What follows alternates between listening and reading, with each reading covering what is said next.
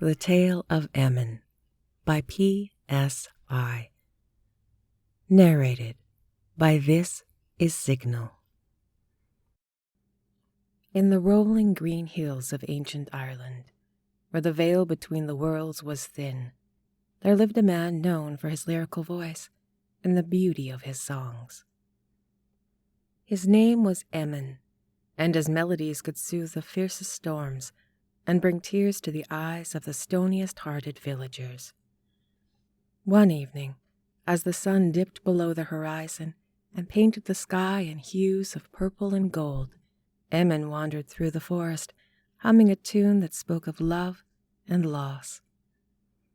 Unbeknownst to him, his music had reached the ears of the Fae, the mysterious and capricious folk of the underworld. The Queen of the Fae, intrigued by the haunting beauty of Emmon's song, decided she must possess not only the tune, but the very name of the man who crafted it. For in the world of the Fae, a name held great power, and to know a man's name was to hold sway over his destiny. That night, as Emmon lay sleeping beneath the boughs of an ancient oak, the Queen of the Fae appeared to him in a dream.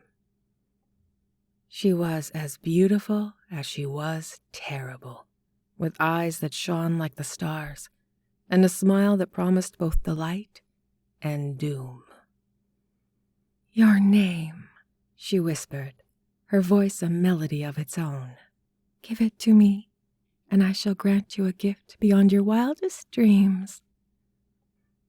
In the grip of the dream, Emmon felt his name being pulled from his lips, and he was powerless to resist. When he woke the next morning, he found he could no longer remember his own name, nor could he utter a single note of his beloved songs. Desperate and nameless, Emmon sought the counsel of the village wise woman, who was known to possess knowledge of the Fae and their ways. She listened to his tale, and with a furrowed brow, and shook her head gravely. "The Fae have taken your name, and with it your voice," she said.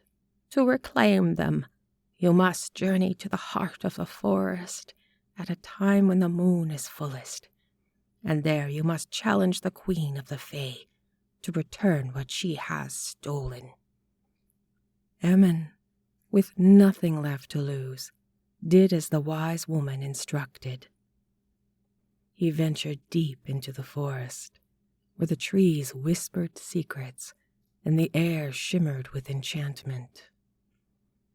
At the appointed time, under the light of the full moon, he called out to the Queen of the Fae, her name echoing through the ancient woods.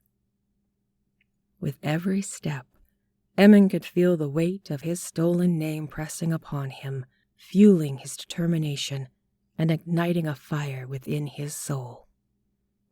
The Queen materialized before him, her eyes gleaming with mischief and power. "Ah, the nameless one," she taunted, her voice dripping with honeyed malice. "What brings you to my realm? Have you come to beg for your precious name?"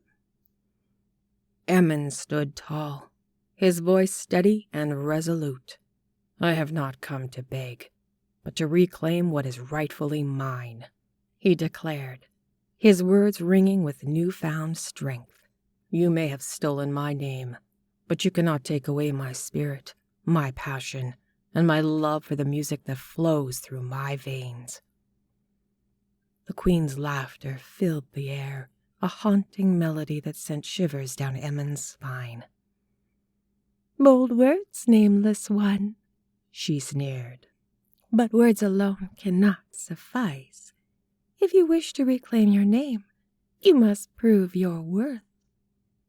With a wave of her hand, the Queen summoned a harp made of moonlight and starlight. "Play," she commanded, her eyes glinting with challenge. "Play a melody that will move even the stones themselves." Emmon took a deep breath, his fingers trembling in anticipation. He closed his eyes, allowing the memories of his lost melodies to wash over him. With each strum of the harp strings, his heart poured forth a symphony of emotions, a tapestry of longing, loss, and hope. The forest fell silent, the creatures of the night drawn to the ethereal music that filled the air. The queen's icy facade wavered.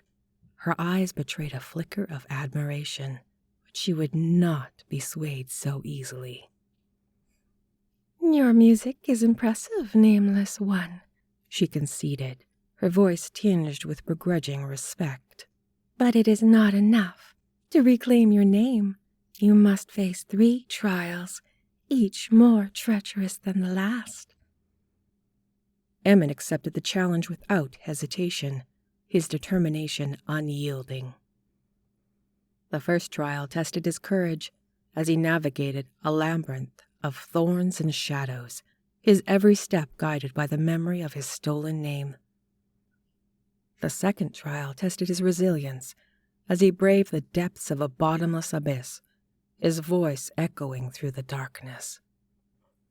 Finally, the third trial tested his faith as Emmon found himself standing before a towering mountain, its peak obscured by swirling clouds. The queen watched from afar, her eyes filled with both anticipation and a glimmer of doubt. With each step up the treacherous mountain, Emmon's legs grew weary, but his resolve remained unshaken. He faced gusts of wind that threatened to knock him off his path, and icy slopes that tested his footing, but he pressed on, fueled by the memory of his stolen name and the desire to prove himself. As he reached the summit, a blinding light enveloped him, and the clouds parted to reveal a magnificent sight. A celestial choir of voices filled the air, harmonizing in a melody that resonated deep within Emmon's soul.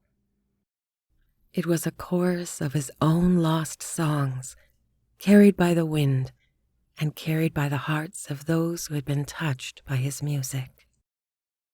Tears streamed down Emmon's face as he realized his journey had not only been about reclaiming his name, but about rediscovering the power of his music to heal, to inspire, and to connect. The queen, too, was moved by the beauty of the moment, her icy facade melting away. "You have proven yourself, Emmon," she whispered, her voice soft and filled with awe. "Your music has transcended the boundaries of this realm and touched the hearts of all who have heard it. I return to you what was taken, your name, your identity." Emmon's heart swelled with gratitude as the queen bestowed upon him his name, his true essence.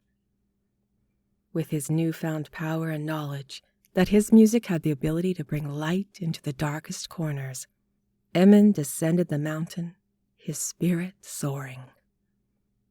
From that day forward, Emmon's songs echoed through the land, carrying with them the stories of loss, triumph, and the indomitable human spirit.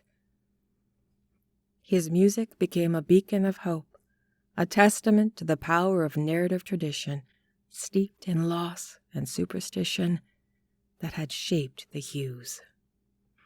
And so, Emmon's heroic narrative continued, his songs weaving tales of love, redemption, and the enduring strength of the human soul. His melodies touched the hearts of generations to come, leaving an indelible mark on the rich tapestry of music. And as for the Queen of the Fae, she watched from afar, forever changed by the nameless one who had taught her the true power of music and the resilience of man.